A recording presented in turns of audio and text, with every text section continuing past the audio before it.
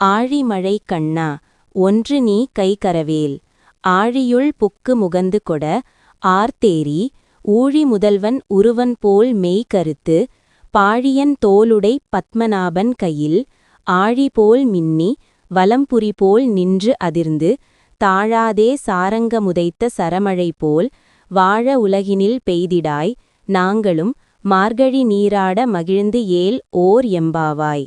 பரந்த கடல் போன்று பெருமையினை உடைய மழைக்கு நாயகனாக விளங்குபவனே, நீ ஒன்றினையும் ஒழிக்காமல் மழை பொழிய வேண்டும்.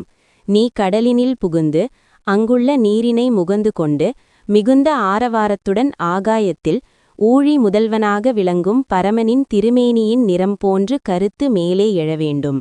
அவ்வாறு எழுந்த பின்னர் மூங்கில் போன்று வலிமையும் அழகும் பொருந்திய தோள்களை உடையவனும் தனது நாபியில் கமலத்தினை வைத்துள்ளவனும் ஆகிய திருமாலின் கையில் காணப்படும் சக்கரம் போன்று மின்னியும் அவன் பயன்படுத்தும் சங்கம் போன்று முழங்கியும் அவனது வில்லாகிய சாரங்கத்திலிருந்து வெளிவரும் அம்பு கூட்டங்கள் போன்று இடைவிடாமலும் நீ பொழிய வேண்டும். இந்த உலகத்தில் உள்ளவர்கள் தங்களது நிலையிலிருந்து என்றும் தாழாமல் மேன்மேலும் ஓங்கி உலகம் வளமுடன் வாழும் வகையில் நீ மழை பொழிய வேண்டும். இவ்வாறு நீ செயல்பட்டால் நாங்களும் மிகவும் மகிழ்ச்சியுடன் மார்கழி நீராட்டத்தினை மேற்கொள்வோம்.